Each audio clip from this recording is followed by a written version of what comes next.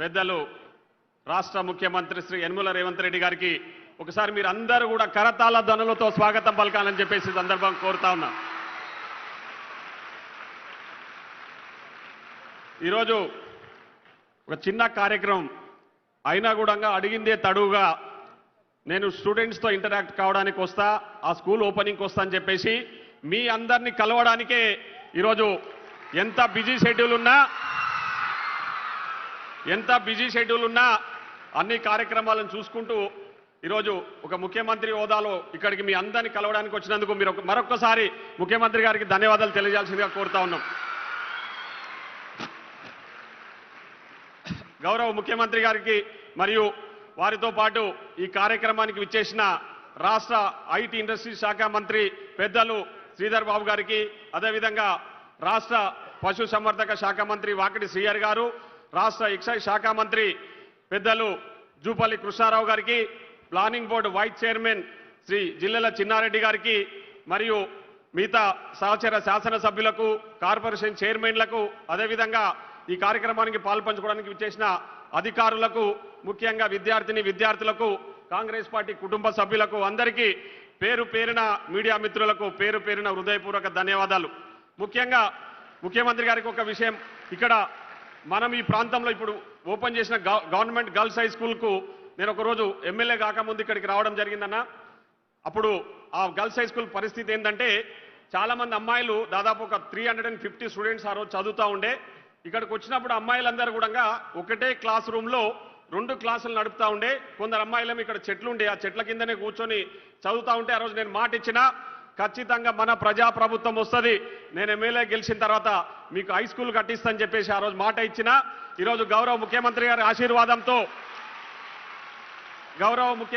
ఆశీర్వాదంతో ఈరోజు ఇక్కడ గర్ల్స్ హై స్కూల్ కంప్లీట్ చేసుకున్నాము. ఇప్పుడే మీ చేతుల మీదుగా ఇనాగ్రేట్ చేసుకున్నామని చెప్పి కూడా ఈ సందర్భంగా తెలియజేస్తా ఉన్నా.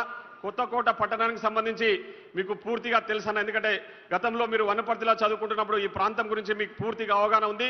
ఈ కొత్తకోట పట్టణం చాలా పెద్ద పట్టణము, నా నియోజకవర్గంలోనే పెద్దదైన మున్సిపాలిటీ అని చెప్పి కూడా ఈ సందర్భంగా తెలియజేస్తా ఉన్నా. కానీ గత పాలకులు ఎడ్యుకేషన్ ఏ విధంగా నిర్లక్ష్యానికి గురి చేసిరో మీకు బాగా తెలుసు. సో గత పాలకులు కనీసం ఇక్కడ గర్ల్స్ హై స్కూల్ కట్టించే పాపాన పోలేదంటే ఆ దుర్మార్గులు ఏ విధంగా ఎడ్యుకేషన్ నెగ్లెక్ట్ చేసిర్రో ఈరోజు ఒకసారి ఆలోచన చేయండి అని చెప్పేసి సందర్భంగా గుర్తు చేస్తా ఉన్నా. ఈరోజు గౌరవ ముఖ్యమంత్రి కాదు, ఎడ్యుకేషన్ శాఖ కూడా వారి దగ్గరనే పెట్టుకొని ఎన్నో సంస్కరణలు తీసుకొస్తా ఉన్నాడు. ఈరోజు గత ముఖ్యమంత్రి ఒక్కరోజు కూడా ఎడ్యుకేషన్కి సంబంధించి కనీసం ఒక్కరోజు కూడా సమీక్ష చేయలే. కానీ మన ముఖ్యమంత్రి గారు వచ్చిన ఈ 2.5 సంవత్సరాలలో దాదాపు 32 సార్లు ఓన్లీ ఎడ్యుకేషన్ మీదనే సమీక్షలు చేసి ప్రభుత్వ పాఠశాలలలో చదువుకుంటున్న మన విద్యార్థులకు ఎలాంటి మౌలిక వసతులు కల్పించాలనో అనే ఆలోచన చేసి కొత్తలోనే అమ్మ ఆదర్శ పాఠశాలల ద్వారా అనే స్కీమ్ ద్వారా గవర్నమెంట్ స్కూళ్ళల్లో ఉన్న చాలా మౌలిక వసతులు కల్పించడం జరిగింది. అదేవిధంగా school books, uniforms school day open రోజే ఇవ్వడం జరుగుతూ ఉంది. ముఖ్యంగా ప్రభుత్వ పాఠశాలలో ఈరోజు చదువుకుంటా ఉన్న విద్యార్థులకు ఉచిత కరెంట్ ఇచ్చిన ఘనత ఈరోజు మన ప్రజాప్రభుత్వాన్ని. గతంలో కరెంటు బిల్లులు కట్టుకోలేక గవర్నమెంట్ స్కూళ్లలో ఫ్యాన్లు, లైట్లు కూడా పనిచేయలేని పరిస్థితి. కానీ ఈరోజు గౌరవ ముఖ్యమంత్రి గారు మా పిల్లలకు కూడా ఫ్యాన్లు ఉండాలి, లైట్లు ఉండాలనే ఆలోచనతోన ఉచిత కరెంటు కూడా ఇస్తున్న ప్రజాప్రభుత్వం మన ప్రజాప్రభుత్వం అని చెప్పేసి కూడా ఈ సందర్భంగా తెలియజేస్తా ఉన్నా.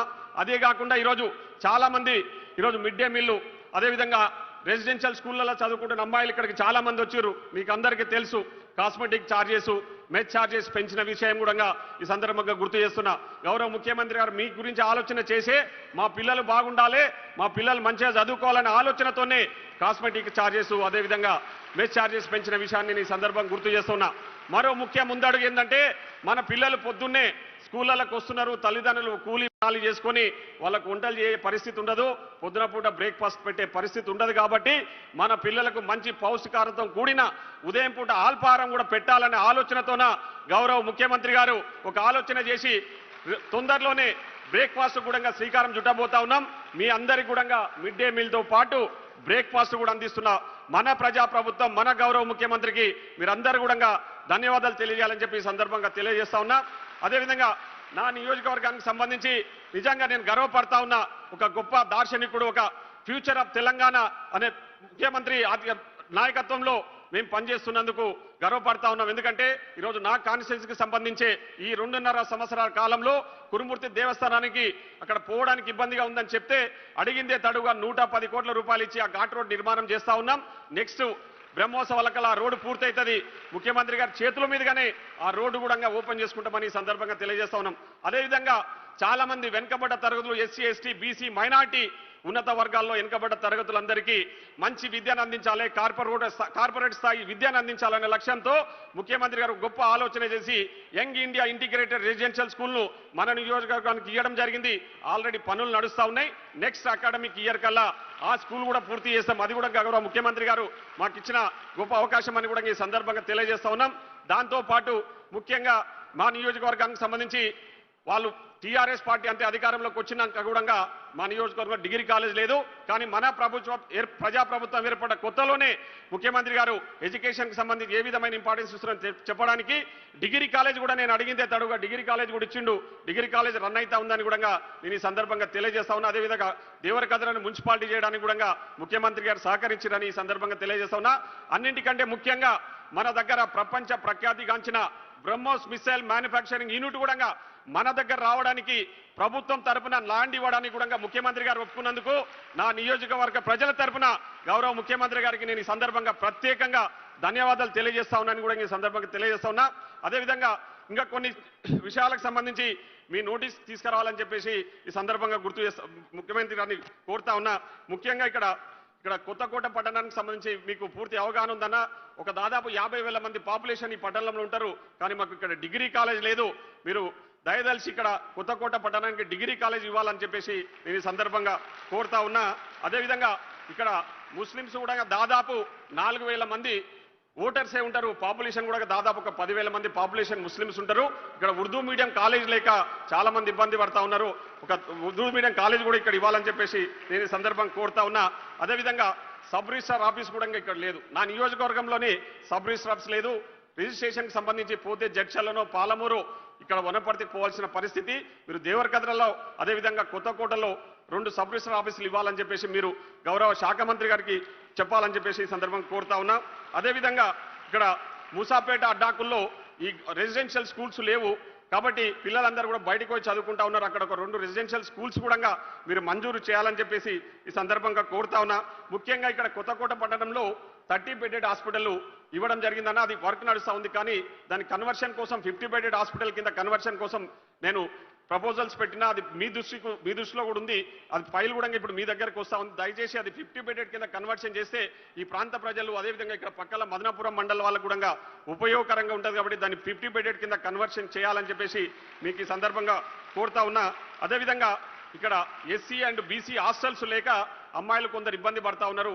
ఎస్సీ అండ్ బీసీ హాస్టల్స్ కూడా కొత్తకోట పట్టణానికి శాంక్షన్ చేయాలని చెప్పేసి ఈ సందర్భంగా కోరుతా ఉన్నా. అదేవిధంగా మా దగ్గర నియోజకవర్గంలో దేవరకద్రలో కానీ ఇక్కడ కొత్తకోటలో కానీ ఫైర్ స్టేషన్ లేదు.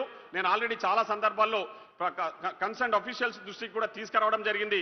కానీ ఆ ఫైర్ స్టేషన్ కూడా మీరు శాంక్షన్ ఇవ్వగలరని చెప్పేసి ఈ సందర్భంగా కోరుతా ఉన్నాం. అదేవిధంగా మున్సిపల్ ఆఫీస్ బిల్డింగ్ కొత్తకోటలో ఒక 2 crores ఉన్నాయన్నా సరిపోతలేవని చెప్పేసి అధికారులు చెప్తా ఉన్నారు. అదనంగా ఒక 5 కోట్ల రూపాయలు మీరు మున్సిపల్ శాఖ మీ దగ్గరే ఉంది కాబట్టి ఒక 5 కోట్ల రూపాయలు అదనంగా శాంక్షన్ ఇవ్వాలని. అదేవిధంగా కొత్తకోట పట్టణం పూర్తిగా నిర్లక్ష్యానికి గురైంది. గత పాలకులు ఎక్కడ కేసిన గొంగడు అక్కడే అన్నట్టు రోడ్లు డ్రైనేజ్ అస్తవ్యస్తంగా ఉన్నాయి. నేను మొన్న ఎన్నికల్లో మున్సిపల్ ఎన్నికలు జరిగినప్పుడు వాళ్ళకి హామీ ఇవ్వడం జరిగింది. ఖచ్చితంగా ఆ రోడ్స్ సీసీ రోడ్స్ డ్రైనేజెస్ అని కంప్లీట్ చేస్తానని చెప్పి వాళ్ళకి మాట ఇచ్చిన మాట మీద నమ్మకంతో ఈరోజు మున్సిపాలిటీని మన వాళ్ళందరూ చాలా మందిని గెలిపించి మున్సిపాలిటీ చైర్మన్ వైస్ చైర్మన్ కూడా మన వాళ్ళే ఉన్నారు. దయచేసి ఇక్కడ ఒక 20 కోట్ల రూపాయల నిధులు కొత్తకోట మున్సిపాలిటీకి మీరు శాంక్షన్ ఇవ్వాలని చెప్పేసి నేను ఈ సందర్భంగా కోరుతా ఉన్నా. అదేవిధంగా ఇక్కడ వెంకటేశ్వర స్వామి టెంపుల్ కన్స్ట్రక్షన్ అదేవిధంగా వెంకటేశ్వర స్వామి రోడ్డుకు సంబంధించి ఒక 2 కోట్ల రూపాయలు ఇవ్వాలని చెప్పేసి కోరుతా ఉన్నాం. రినోవేషన్ ఆఫ్ డెవలప్మెంట్ ఆఫ్ రామాలయం టెంపుల్ ఒక 2 crores అడుగుతా ఉన్నారన్న. దానికి సంబంధించి కూడా మీ దగ్గర రిక్వెస్ట్ చేస్తా ఉన్నా.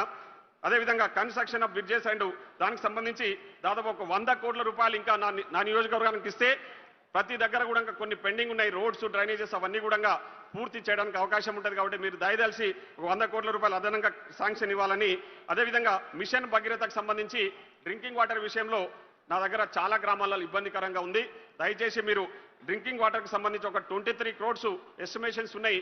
ఆ 23 crores కూడా ఇవ్వాలని చెప్పేసి నేను ఈ సందర్భంగా కోరుతా ఉన్నా. అదేవిధంగా ఇప్పుడే చాపర్లో వస్తున్నప్పుడు మీ దృష్టికి తీసుకురావడం జరిగింది. ఇక్కడ శంకర సముద్రం ప్రాజెక్టుకు సంబంధించి